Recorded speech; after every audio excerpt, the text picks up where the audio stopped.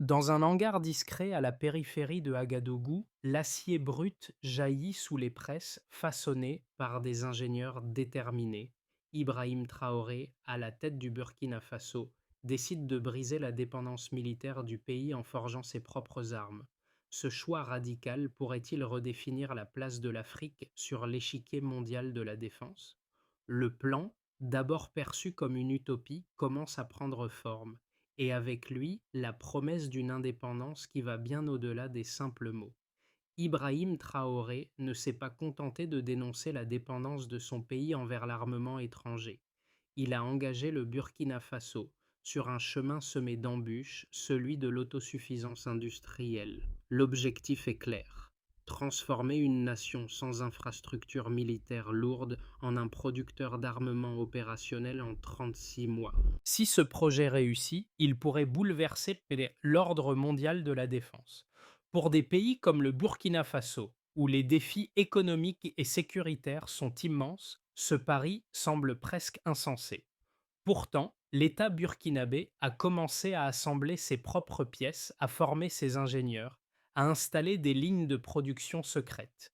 Le plan va bien au-delà d'une simple évolution technologique.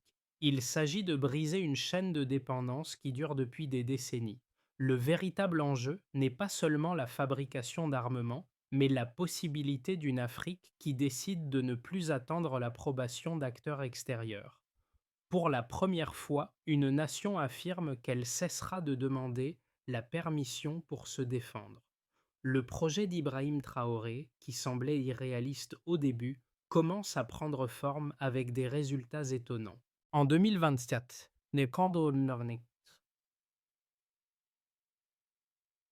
l'idée de transformer le Burkina Faso en un producteur d'armement autosuffisant était perçue comme un rêve insensé. Comment un pays appauvri, sans industrie lourde, pourrait-il parvenir à atteindre l'indépendance militaire en seulement 3 ans?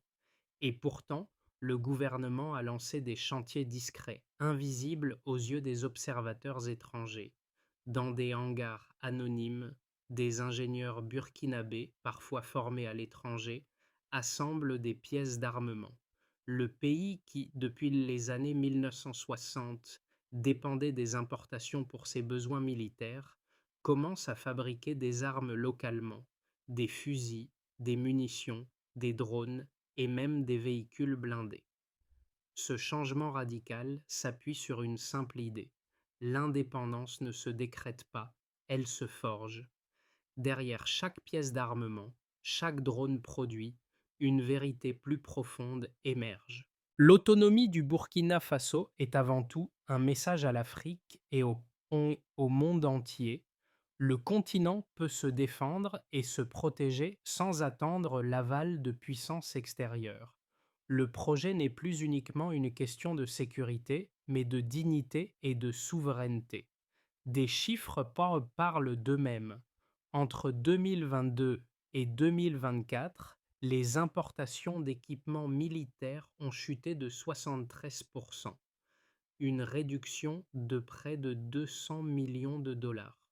Les premiers prototypes d'armement sont désormais fabriqués sur le sol burkinabé, avec des équipements en provenance de Russie, d'Iran, de Chine et même de la Corée du Nord. La production locale commence à égaler certains standards européens. Cela est un tournant historique pour le Burkina Faso, mais également pour l'Afrique, qui, pour la première fois, pourrait envisager une défense indépendante et autonome. Ibrahim Traoré, ancien capitaine dans l'armée burkinabé, n'a pas choisi ce chemin par hasard. Formé à la lutte anti-insurrectionnelle, il a vu de ses propres yeux la tragédie de l'armée sans équipement, obligée de compter sur des alliés étrangers. Pendant des années, des hélicoptères et des troupes étrangères observaient sans intervenir alors que les soldats burkinabés mouraient, faute de munitions.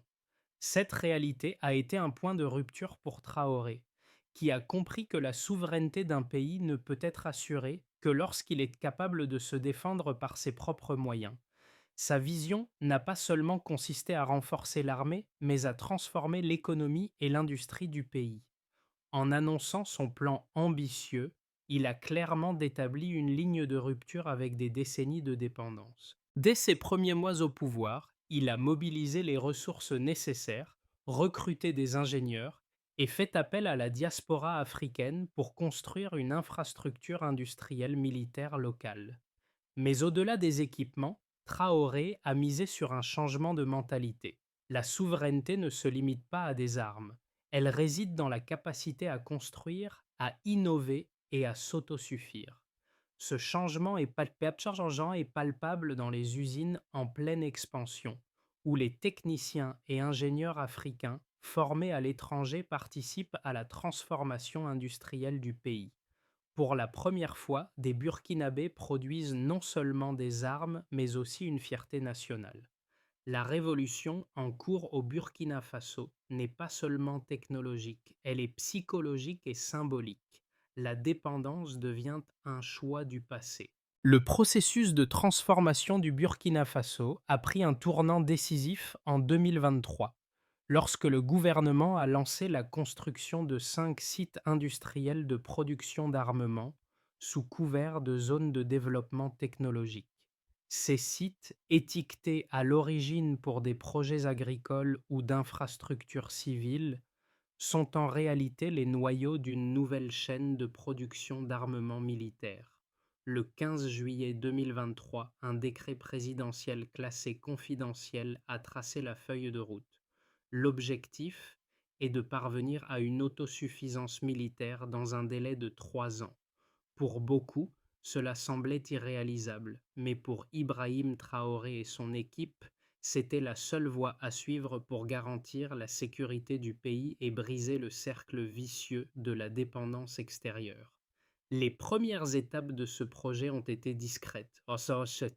Les ingénieurs burkinabés ont été recrutés dans la diaspora, notamment ceux ayant travaillé dans des secteurs stratégiques comme la métallurgie et l'industrie automobile. Ils ont été chargés de concevoir et de mettre en place les équipements nécessaires à la production d'armements de haute précision. Peu à peu, des machines sont arrivées sur le sol burkinabé, dans des conteneurs qui étaient étiquetés comme équipements agricoles ou pièces mécaniques, mais à l'intérieur se trouvèrent des presses, des machines de découpe, des équipements de fabrication de drones et de véhicules blindés. Le programme a rapidement porté ses fruits. Les premiers prototypes ont été testés avec succès. Des fusils BFA-1, des drones S-1 Falcon et des véhicules blindés VAB-1 ont vu le jour dans les ateliers des 5 sites industriels. En décembre 2023, la production a démarré à une échelle modeste mais significative. 5000 fusils ont été fabriqués en un mois, accompagnés de 2 millions de munitions et de dizaines de drones. Les responsables burkinabés ont noté que le taux de rejet des produits était de seulement 3%, un chiffre comparable à celui des standards européens. Les premiers résultats ont été impressionnants, non seulement en termes de quantité, mais aussi de qualité. Les ingénieurs locaux ont travaillé sans l'aide d'experts étrangers, rédigeant eux-mêmes les manuels et les protocoles nécessaires. Cela a permis de développer une expertise locale qui allait bien au-delà des simples considérations techniques. La production d'armement est devenue un véritable levier pour l'économie nationale. Au-delà des chiffres de production, ce projet a entraîné des changements significatifs sur le plan social et économique. L'implantation des usines a permis la création de milliers d'emplois directs et indirects dans les zones rurales, notamment dans la logistique, la maintenance et la fabrication de pièces détachées. La production militaire, loin d'être un fardeau économique, est devenue un moteur pour l'économie locale. Les salaires ont augmenté, les entreprises locales ont vu leur activité prospérer et les familles ont bénéficié d'une amélioration de leur qualité de vie. Pour la première fois depuis des décennies, le Burkina Faso n'était plus un simple consommateur d'armements étrangers, mais devenait un acteur autonome et fier de ses réalisations. Le 30 juin 2024, le gouvernement a annoncé que l'armée burkinabé défilera pour la première fois équipée exclusivement de matériel fabriqué localement. Les autorités ont même organisé un événement pour marquer ce moment historique, où Ibrahim Traoré a levé un fusil estampillé Burkina Faso devant une foule enthousiaste. Cet événement a marqué un tournant dans l'histoire du pays, mais aussi dans l'histoire de l'Afrique. Le Burkina Faso n'était plus seulement une nation dépendante, mais un modèle de souveraineté pour le reste du continent. Les chiffres parlent d'eux-mêmes et témoignent de l'ampleur de la transformation industrielle du Burkina Faso. En 2020, en 2024, la production militaire locale a atteint des niveaux impressionnants avec 5000 fusils produits chaque mois et près de 2 millions de munitions. Les premiers drones S-1 Falcon ont été déployés à grande échelle et les véhicules blindés VAB1 sont désormais en service. Ce qui est encore plus impressionnant, c'est la qualité de la production.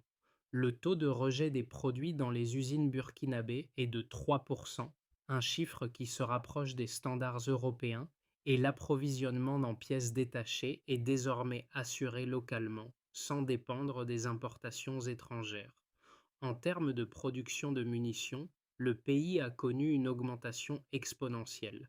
Avant la mise en place de la production nationale, le Burkina Faso ne disposait que de stocks pour 3 semaines d'opération.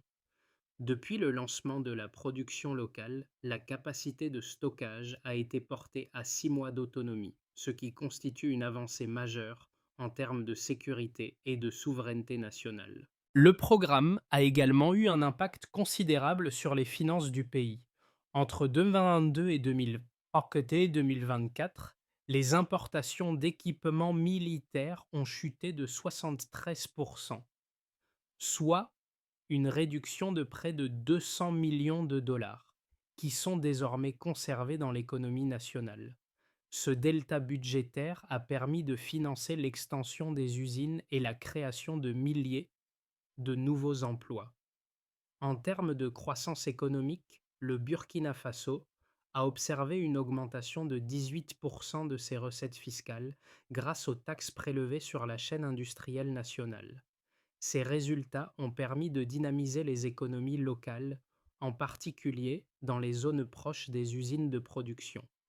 Les petites entreprises, telles que les fournisseurs de matériaux, les transporteurs et les services de maintenance, ont prospéré.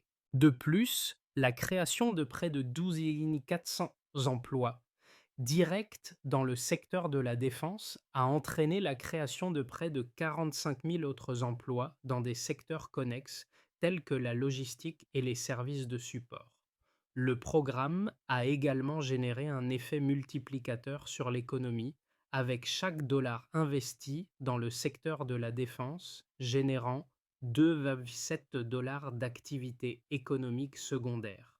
Ce phénomène s'est étendu bien au-delà des usines de production, atteignant des secteurs tels que le transport, la métallurgie et l'électronique. La chaîne de production militaire a permis de stimuler l'activité économique dans des domaines autres que la défense, créant une dynamique positive pour l'ensemble de l'économie burkinabé. Ce modèle montre comment un investissement dans la souveraineté et la production locale peut se traduire par une croissance économique durable et une autonomie accrue, non seulement dans le domaine militaire, mais également dans d'autres secteurs clés. Enfin, l'impact social de ce projet est tout aussi significatif. Le salaire moyen a augmenté dans les zones industrielles et les conditions de vie des familles et des ouvriers se sont améliorées. De nombreux ouvriers, issus de différentes régions d'Afrique de l'Ouest, ont trouvé un emploi stable et bien rémunéré dans les usines de production. Ce changement a permis de renforcer la cohésion sociale et de créer un sentiment de fierté nationale. L'idée de produire des armes pour son propre pays est devenue un symbole de dignité et d'autonomie pour la population burkinabé. La transformation du Burkina Faso en un producteur d'armement autosuffisant a suscité de nombreuses discussions parmi les experts et les observateurs internationaux. D'un côté, Certains soutiennent que l'indépendance militaire est un objectif légitime et nécessaire pour garantir la sécurité nationale. D'un autre côté, des critiques soulignent les risques potentiels pour la stabilité régionale et l'impact sur les relations internationales du pays. En examinant de plus près les arguments des deux camps, il devient évident que le projet de Traoré présente des avantages indéniables tout en soulevant des défis considérables.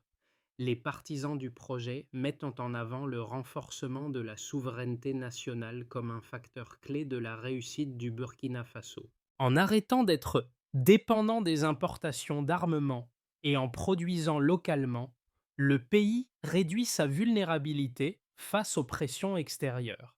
Les sanctions économiques, les embargos militaires ou les retards de livraison de matériel peuvent compromettre la capacité d'un pays à se défendre en temps de crise.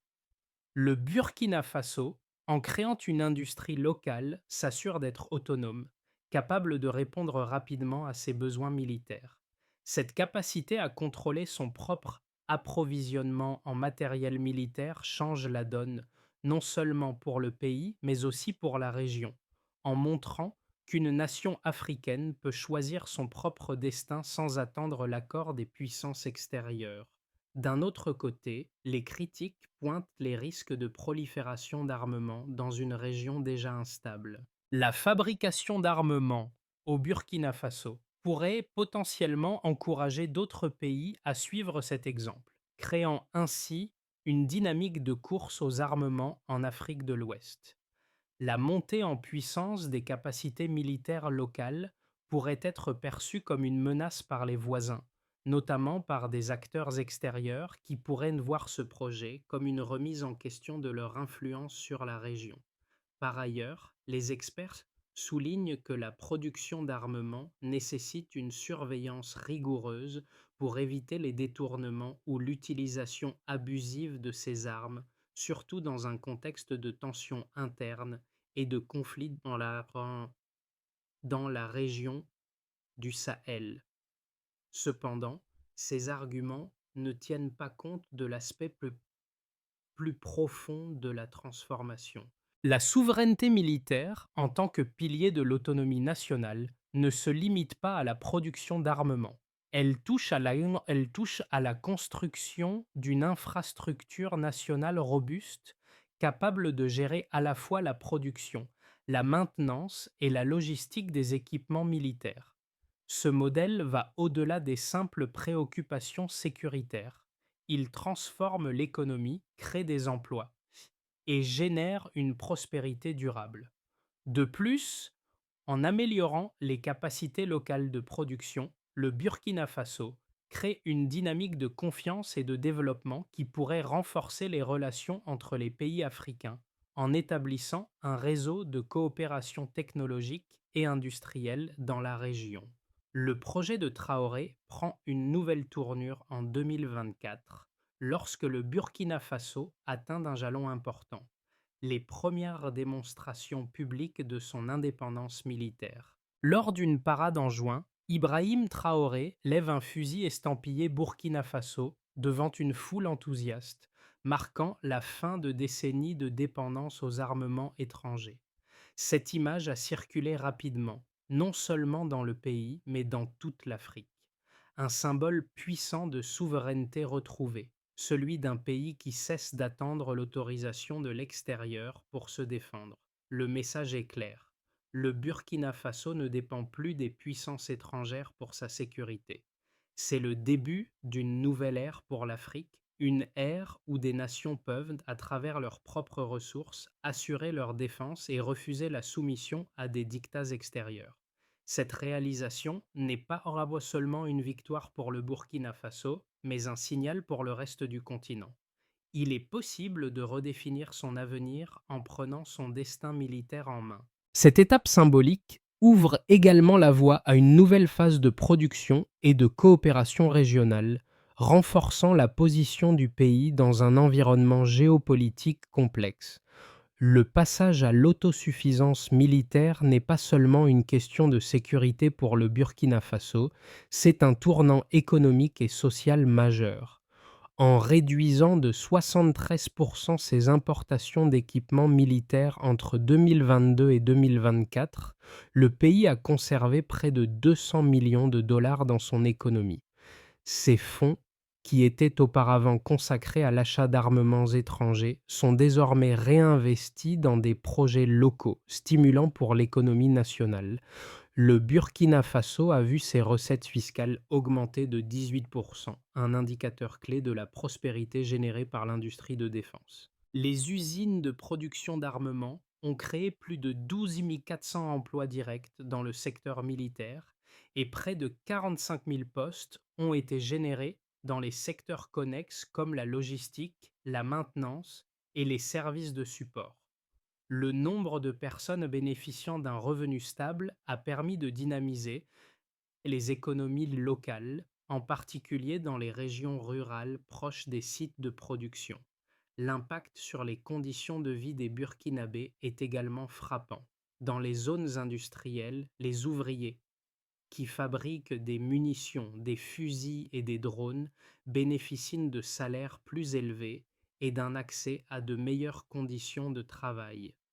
De plus, la production locale a entraîné une amélioration générale de la qualité de vie dans ces régions. Les familles de ces ouvriers voient leurs enfants aller à l'école, leurs conditions de logement s'améliorer et leur pouvoir d'achat augmenter. L'impact n'est donc pas uniquement mesuré en termes de productivité, mais aussi en termes de changement social, d'élévation du niveau de vie et d'accès à de nouvelles opportunités économiques. L'indépendance militaire a également renforcé la cohésion nationale. Le sentiment de fierté et de dignité s'est accru dans un pays qui a longtemps été perçu comme dépendant de l'aide extérieure. Les Burkinabés, du plus jeune au plus âgé, ont adopté cette nouvelle réalité. Le pays ne dépend plus de l'étranger pour sa sécurité. L'armée est désormais un symbole de cette souveraineté retrouvée, et chaque soldat porte fièrement un uniforme fabriqué localement. Cela a créé un lien plus fort entre la population et ses forces armées, une relation de confiance qui n'existait pas auparavant. La défense est devenue un secteur productif, générant des emplois et une prospérité pour le pays. Mais les conséquences ne se limitent pas au Burkina Faso. Ce modèle de souveraineté et d'autosuffisance pourrait inspirer d'autres pays d'Afrique à suivre une trajectoire similaire. Dans un contexte où de nombreux pays africains cherchent à accroître leur indépendance vis-à-vis des puissances étrangères, le Burkina Faso pourrait devenir un modèle à suivre. D'autres nations de la région pourraient s'appuyer sur ce succès pour renforcer leur propre capacité à se défendre sans avoir à dépendre des importations d'armements. Cela pourrait créer une dynamique régionale qui, loin d'être une menace pour la stabilité, renforcerait la position de l'Afrique sur l'échiquier mondial. En produisant localement, ces nations auraient non seulement la capacité de se défendre, mais aussi un levier économique supplémentaire, favorisant l'intégration régionale et la coopération.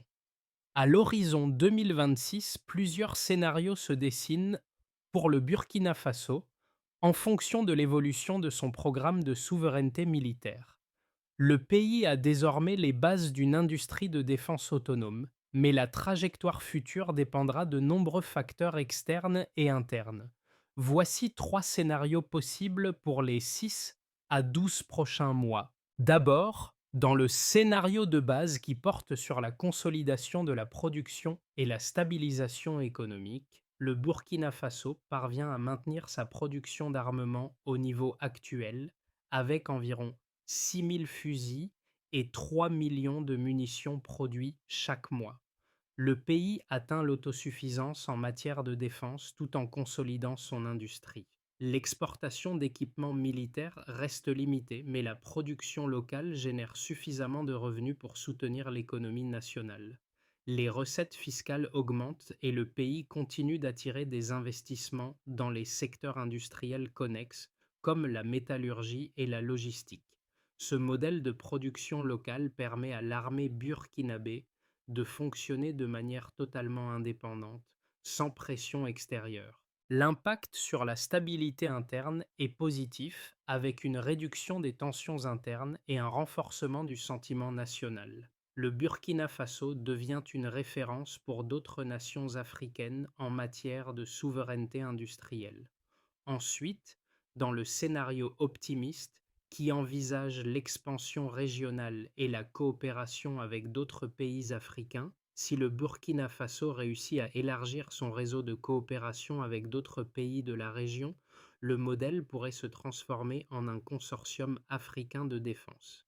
Dans ce scénario, le pays pourrait exporter une partie de sa production, établissant des contrats avec d'autres nations africaines qui cherchent à renforcer leurs propres capacités militaires. La production d'armement pourrait augmenter considérablement, dépassant les 10 000 fusils mensuels. Les revenus générés par les exportations financent des projets d'infrastructure et de recherche. Ce scénario s'accompagne d'une coopération accrue avec le Mali, le Niger et potentiellement d'autres pays du Sahel, créant un bloc de défense régional. L'élément clé de ce scénario est la stabilisation géopolitique régionale, avec une réduction des tensions entre les États voisins grâce à une coopération militaire renforcée. Enfin, dans le scénario pessimiste qui considère les pressions extérieures et le ralentissement économique, dans un scénario plus sombre, des pressions extérieures croissantes, qu'elles soient diplomatiques, économiques ou militaires, pourraient ralentir le programme de souveraineté militaire du Burkina Faso. Un embargo technologique ou des sanctions économiques pourraient entraver la capacité du pays à importer certaines technologies clés, retardant ainsi la production. Les, les chaînes d'approvisionnement en composants étrangers seraient perturbées, ralentissant la production d'armement. De plus, un climat d'instabilité interne pourrait émerger, avec des tensions politiques et sociales croissantes face aux défis économiques. Ce scénario entraînerait un ralentissement de la croissance économique, des pertes d'emplois et une diminution des recettes fiscales, affectant directement la stabilité du pays. Cependant, même dans ce scénario, le Burkina Faso continuerait d'exister comme un symbole de résistance et de souveraineté pour l'Afrique, bien que confronté à des défis importants. L'histoire du Burkina Faso ne se résume pas seulement à une transformation industrielle ou militaire. Elle est avant tout un témoignage de la capacité d'une nation à se réinventer, à reprendre le contrôle de son destin face à des décennies de dépendance. Ce processus de souveraineté, incarné par Ibrahim Traoré, a des répercussions bien au-delà des frontières du pays. Il soulève des questions fondamentales sur la manière dont les nations africaines peuvent collectivement redéfinir leur place dans le monde. Si le Burkina Faso parvient à maintenir cette trajectoire, il pourrait devenir un modèle pour le reste du continent. Pour les Africains, ce projet incarne un message puissant. Il est possible de bâtir un avenir autonome sans se soumettre aux dictats étrangers. Le projet ne se limite pas à la production d'armements, mais à l'idée de fierté retrouvée. Chaque fusil fabriqué localement, chaque drone assemblé devient un symbole de dignité et de maîtrise de son avenir. Pour les générations à venir, ce sera un héritage de résilience et de créativité. En outre, cette évolution soulève des questions plus larges pour l'avenir de l'Afrique. Si le Burkina Faso parvient à transformer sa souveraineté en une force régionale, cela pourrait inciter d'autres pays à suivre un chemin similaire. Il ne s'agira pas seulement de fabriquer des armes, mais de rétablir une certaine justice dans la relation entre l'Afrique et le reste du monde. Cette révolution industrielle pourrait inspirer un nouvel esprit d'indépendance, de solidarité et de coopération entre les nations africaines et au-delà. La transition du Burkina Faso vers une souveraineté totale dans le secteur militaire n'a pas été facile, mais elle a ouvert la voie à une série de réformes structurelles qui ont redéfini l'économie et la sécurité du pays. Pour garantir la pérennité de ce modèle, plusieurs étapes doivent être suivies dans les années à venir. D'abord, il faut assurer la durabilité de la chaîne de production militaire. Le gouvernement doit investir dans la formation continue des ingénieurs et techniciens locaux, avec l'objectif de doubler les capacités de production et d'intégrer des technologies avancées. Cela passe par des partenariats avec des universités locales pour former une nouvelle génération d'experts en métallurgie, en maintenance d'équipements militaires et en cybersécurité industrielle. En parallèle, la mise en place de processus rigoureux pour garantir la traçabilité et la transparence des produits fabriqués devient essentielle pour éviter les détournements et assurer le respect des normes internationales. Ensuite, il convient de renforcer la coopération régionale. Le Burkina Faso doit jouer un rôle de leader dans le développement d'un consortium africain de défense en collaborant avec des pays voisins comme le Mali, le Niger et la Guinée pour créer une chaîne d'approvisionnement commune et des normes de production unifiées. Une telle coopération pourrait permettre à l'Afrique de réduire sa dépendance aux puissances étrangères tout en consolidant sa sécurité collective. Enfin, la diversification économique reste cruciale. Le secteur de la défense doit contribuer à d'autres domaines de l'économie, notamment la fabrication civile et l'innovation technologique. En réorientant une partie de la production vers des industries civiles, comme les pièces automobiles ou l'équipement agricole, le Burkina Faso pourrait non seulement renforcer son économie, mais aussi favoriser l'exportation. La souveraineté du Burkina Faso, forgée dans la poussière et le métal, va bien au-delà des frontières physiques de ses usines de production. Elle s'incarne dans chaque fusil estampillé Burkina Faso, dans chaque drone conçu sur le sol national, dans chaque ouvrier qui, fier, sait qu'il participe à la construction de l'avenir de son pays. Ibrahim Traoré a pris une décision historique, non seulement pour la sécurité nationale, mais pour l'honneur du peuple burkinabé. Ce qu'il a amorcé n'est pas simplement un programme militaire, mais un modèle de résilience et de fierté. À chaque étape de cette transformation, le Burkina Faso redéfinit les contours de son indépendance. Il ne s'agit pas seulement d'armement, mais d'une nouvelle manière de penser la souveraineté. Les Burkinabés aujourd'hui ne se contentent plus de regarder au loin en attendant une aide extérieure. Ils ont pris leur destin en main et chaque projet, chaque décision prise est un pas vers un avenir où la dépendance ne sera plus qu'un lointain souvenir. Le pays forge son propre avenir et par ce biais, il incarne un idéal de dignité et de responsabilité pour l'ensemble du continent africain.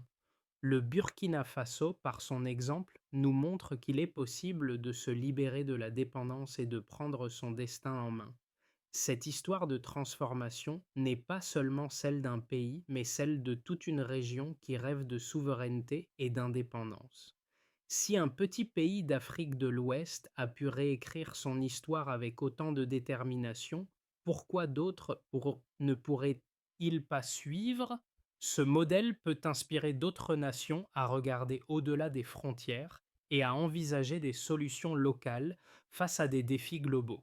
La véritable souveraineté ne réside pas seulement dans les armes, mais dans la capacité de chaque nation à se réinventer et à investir en elle-même. Pour l'Afrique, l'histoire du Burkina Faso est une invitation à croire en son potentiel et à agir en conséquence. Le continent a la possibilité de se réinventer et de se définir selon ses propres termes. Il est temps d'agir, de penser et de produire autrement.